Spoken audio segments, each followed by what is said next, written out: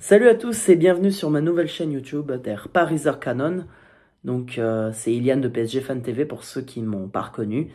Donc je fais des débriefs sur cette chaîne depuis 2 ans à peu près. J'ai rencontré de super personnes, Byron, Youngstef, Onip, Joe, Miguel, Johanna, Mazen, Abdul et tant d'autres. Je pourrais pas tous vous citer les bros, mais je pense à vous les gars.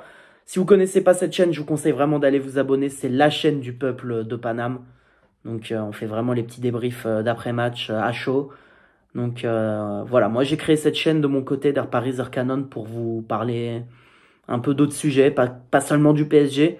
Je vais également intervenir sur la Bundesliga, sur le championnat d'Allemagne, sur l'équipe nationale allemande. Et avec l'Euro qui se prépare, on va pouvoir évoquer plein de sujets en vue de la compétition qui s'annonce. Voilà, bref, moi je sais pas vous, mais je suis hypé à mort par tout ça. Donc voilà, n'hésitez pas à vous abonner, laisser un pouce bleu, voilà, ça me donnerait énormément de force. Et si le format vous plaît, bah, on fera plein d'autres vidéos. Donc voilà. Bon, sur ce, maintenant, on va passer aux choses sérieuses. Donc on va revenir à froid, avec un peu de recul sur PSG Barcelone. Donc défaite 2-3 au Parc des Princes, à la maison. C'est parti.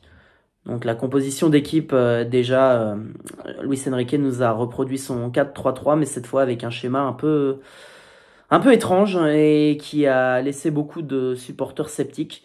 Donc bon, Donnarumma dans les buts, ça c'est normal. Marquinhos en arrière droit, pour la simple et bonne raison qu'Achraf Hakimi était suspendu suite à une accumulation de cartons jaunes. Après notamment une faute complètement débile face à la Sociedad au match retour. On ne te remercie pas, Achraf, on y reviendra. Donc Marquinhos en arrière droit, les deux Lucas, Beraldo et Hernandez en charnière, on va y revenir aussi. Nuno Mendes côté gauche, un milieu avec Kanginli sur la droite, Vitinha et Fabian Ruiz. Et enfin devant on avait donc Ousmane Dembélé à droite, Kylian Mbappé à gauche et Marco Asensio dans un rôle de faux neuf dans lequel il a été totalement invisible.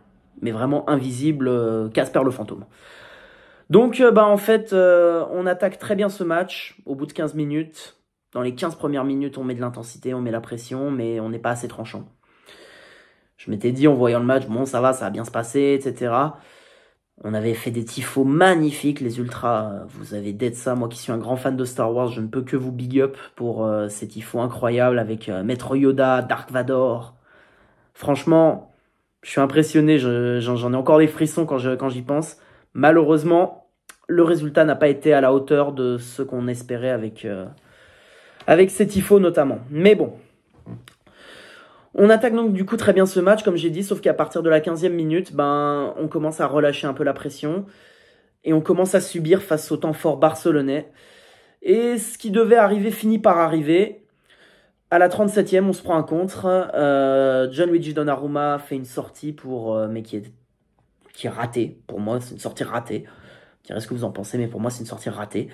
Et Rafinha n'a plus qu'à fusiller Donnarumma à bout portant. Ça fait donc 1-0 pour le FC Barcelone et gros coup de froid sur Paris. Voilà, on a commis beaucoup d'erreurs dans cette première mi-temps. Beaucoup trop d'erreurs individuelles, pas assez mordant au milieu de terrain, pas assez de percussion. Je pense notamment à toutes ces pertes de balles au milieu de la part de Ruiz et de Kanginli notamment. Les deux, mais ils ont fait un match mais catastrophique. Même si Fabian Ruiz après se reprend sur le but de Vitinha à la 50e, mais dans l'ensemble, son œuvre est catastrophique. Je veux dire, voilà, que faisait un Fabian Ruiz sur le terrain? Je vous pose la question. Que faisait un Fabian Ruiz sur le terrain? Alors ok, le gars, il est très bon contre Clermont, il est très bon contre Montpellier, il est très bon contre Strasbourg, il est très bon contre Rennes, mais dès que l'adversité, elle augmente, il n'y a plus personne. Voilà. Qu'est-ce qui justifie la présence d'un Fabian Ruiz sur le terrain? Luis Enrique, t'as des comptes à rendre par rapport à ça. T'as vraiment des comptes à rendre. Kanginli, c'est pareil. Parce que crois pas qu'on va t'épargner juste parce que voilà, t'es un Asiate, donc voilà, t'es sympa, machin, tout ça. Donc c'est pas pour autant qu'on va t'épargner. Hein. Si tu fais de la merde, on va te le dire. Et là, t'as fait de la merde. C'était pas bon du tout. Kanginli, ça fait plusieurs semaines que c'est pas bon. Alors ok, face à la Sociedad, il te fait passe des pour Mbappé, mais c'est tout. C'est tout. Depuis, c'est plus rien, Kangin Lee. Depuis, plus rien. Moi, je suis désolé, hein, Kangin Lee ne mérite pas d'être titulaire quand je vois les prestations. Pour moi, c'est sur le banc.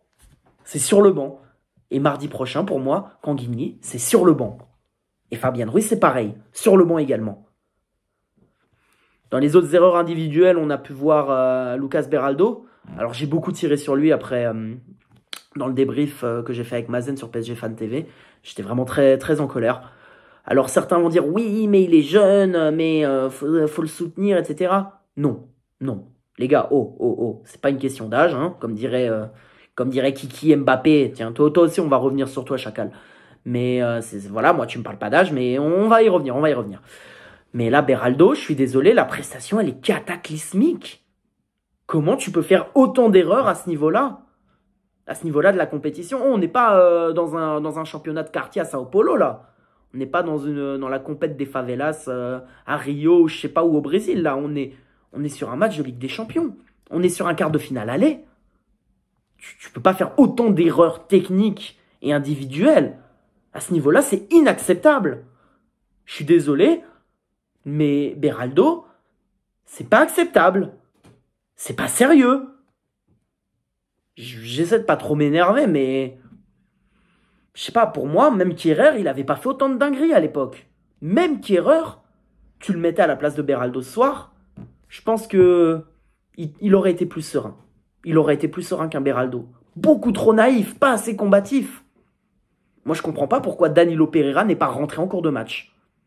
Je comprends pas pourquoi un Danilo Pereira qui a l'expérience de ce genre de match et qui a le physique pour aller au contact, je comprends pas pourquoi il n'est pas rentré. Alors, ok, peut-être que ses dernières prestations, c'était pas bon à Danilo. Je suis d'accord, c'est vrai que ses dernières prestations, sur les derniers matchs qu'on a vus, c'était pas très bon.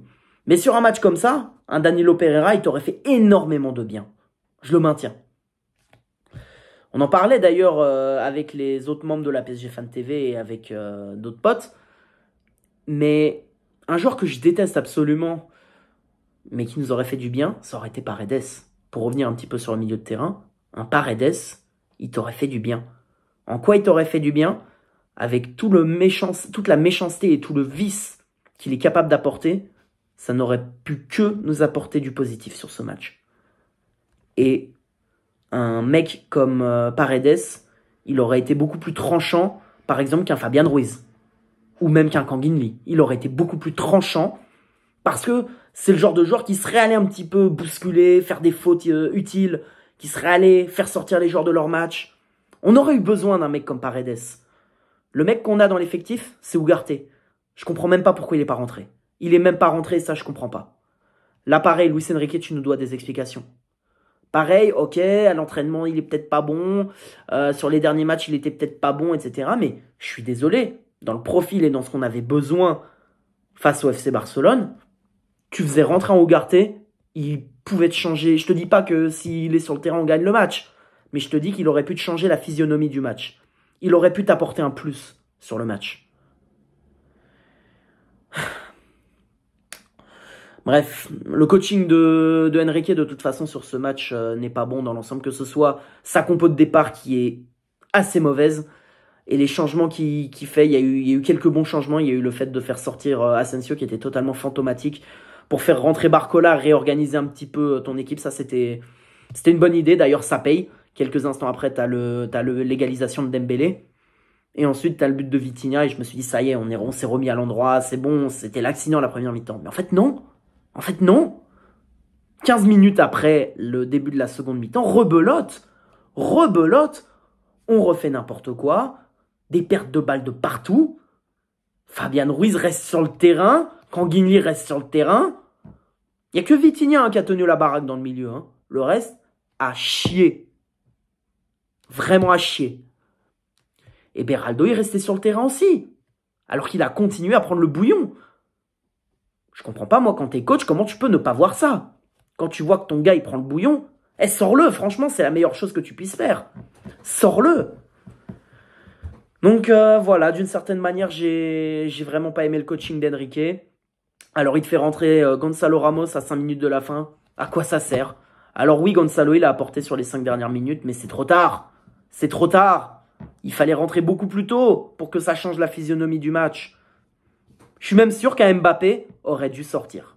Parce que tu vois, on parle de la gestion du cas Mbappé par Luis Enrique, etc. Mais sur un match comme celui-là, tu pouvais faire sortir Mbappé. Tu pouvais le faire sortir. Il t'apportait quoi? Il t'apportait rien.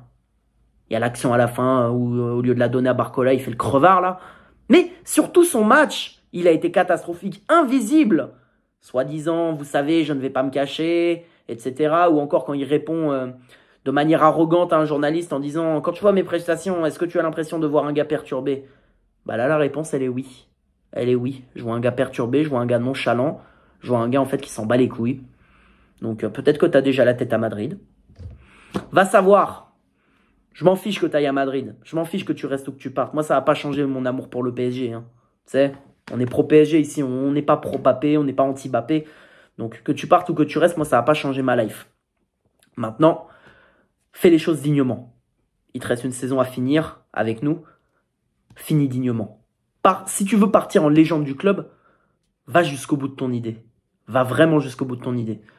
Là, c'est bien, tu vas faire le con à Genève, en Suisse, machin, etc. Normalement, tu devrais même pas partir de Poissy. Normalement, c'est tout le monde à Poissy et tout le monde bosse. Je veux même pas voir un seul tweet, un seul post Instagram, une seule interview à la presse. Je veux voir que des mecs bosser. Et mardi soir, je veux voir 11 gardiens sur le terrain. Je veux voir 11 soldats. 11 soldats prêts à se battre, prêts à en découdre. Il n'y a qu'un but de retard. Ok, on a merdé sur le premier match. Maintenant, sur le match retour, on va répondre présent. Moi, ce match, ça me rappelle un petit peu le PSG Dortmund en 2020, il y a 4 ans. Enfin, Dortmund-PSG plutôt. On avait fait de la merde à l'extérieur. Thomas Tuchel, il avait fait un 3-4-3. On avait vraiment fait n'importe quoi. On avait floppé à mort. Au final, après, match retour, on avait ressorti une compo cohérente. On avait fait un meilleur choix des hommes. Et en fin de compte, on était passé, on avait roulé sur le BVB. Sauf que là, le problème, c'est que le match aller, c'était au parc. Et c'est au parc qu'on a pris le bouillon. Ça veut dire qu'il va falloir aller chercher notre qualif à Barcelone. Alors, c'est pas le Camp Nou, c'est un autre stade parce que le Camp Nou est en travaux. Mais je m'en fous, j'en ai rien à foutre. Vous allez me faire le job à Barcelone, vous allez vous qualifier. Parce que si on se qualifie pas, si on sort face au FC Barcelone, croyez-moi que ça va jaser. Ça va vraiment jaser. Luis Enrique, on te fait confiance. Pour moi, il n'y a pas de Enrique out ou quoi que ce soit. On te fait confiance, mais ne viens pas trahir cette confiance qu'on t'accorde. Sois vraiment prudent. Fais attention à tes choix. Et j'espère que ce week-end, tu vas bosser la vidéo. J'espère sincèrement que tu vas bosser la vidéo avec tes gars. Parce que toutes les séquences de jeu où le Barça nous a roulé dessus, notamment au milieu de terrain, je veux que ça, vous le travaillez. Il faut que vous le travaillez. De toute façon, si vous ne faites pas de vidéo, on va le voir très vite mardi, dans le choix des hommes qui est aligné. On va le voir très vite. Bref. J'ai du mal à me remettre de ce match. Je n'accepte pas la défaite, même si oui, le Barça mérite sa victoire. Et on mérite pas mieux. Mais j'ai du mal à encaisser. J'ai du mal à encaisser. On va y croire pour le retour. On va être à fond. Il y aura des ultras là-bas pour faire le déplacement, pour vous soutenir. Donc, faites le job, messieurs. Faites le job, tout simplement. Parce que, croyez-moi, on attend beaucoup de ce match. Donc, ne venez pas gâcher la fin de saison parce que dans l'ensemble, c'est pas une saison ratée. On n'est pas sur une saison mascarade comme il y a eu avec Galtier ou avec Poc. Donc, voilà, on est sur une bonne dynamique. Il s'agirait de continuer, il s'agirait de relever la tête de l'eau. Il s'agirait de se remettre au diapason un petit peu. Je pense que, voilà, il faut un petit peu siffler la fin de la récréation. Luis Enrique, j'espère que tu vas réussir à mobiliser tes troupes. On est avec toi. On est avec vous, les gars. Maintenant, soyez forts. Comme j'ai dit, je veux voir des guerriers sur le terrain. Je veux voir des guerriers, je veux voir 11 soldats prêts à en découdre. Vous allez me chercher cette putain de qualif. Que dire de plus je pense qu'on a balayé tous les sujets. Hein. Mbappé, on t'attend au tournant, mon gars. Hein. On t'attend, Kiki. C'est peut-être ton dernier match en Ligue des Champions avec nous. Donc, donne tout. Donne tout. Ne fais pas le fantôme. Ne fais pas ton Messi ou ton Neymar à marcher comme ça, là. Parce que, voilà, ne viens pas tout gâcher. Je veux dire, t'es considéré comme une légende ici, quoi qu'il advienne, mais ne viens pas tout gâcher. Parce qu'on a fermé les yeux sur beaucoup trop de dingueries sur toi. Même moi, le premier, j'aurais pu être beaucoup plus virulent avec toi. à certains moments dans les débriefs sur PSG Fan TV. On me l'a reproché, en plus on m'a dit « Ouais, tu parles pas assez de Mbappé, etc. » Et les gars, j'ai pas le temps de tout évoquer hein, dans les débriefs sur PSG Fan TV. Mais là, t'inquiète, hein, sur cette chaîne, on va pouvoir évoquer plus longuement, on va pouvoir parler un petit peu plus de plein de choses. Donc voilà, j'en attends beaucoup plus de vous, j'en attends beaucoup plus de toi, Mbappé. Voilà, il faut t'affirmer, hein, mon gars. C'est pas parce que on va pas se laisser attendrir juste parce que t'es Kylian Mbappé. On attend beaucoup plus de toi. Ne gâche pas cette fin d'aventure au PSG. Quand ce serait la fin de ton aventure au PSG, ne viens pas tout gâcher. Bon, est-ce qu'on va se qualifier mardi prochain? Oui, il y a intérêt. On y croit et on y croira toujours. Ne jamais rien lâcher, toujours encourager. Allez Paris, à jamais rouge et bleu. Donc voilà, écoutez, c'est tout pour ce débrief. Je pense que on a fait le tour. Maintenant, c'est à toi de commenter, de donner ton avis. N'hésitez pas à partager cette vidéo, franchement, que cette chaîne elle puisse faire le tour aussi. Donc l'authenticité ici, t'inquiète même pas. Et allez Paris.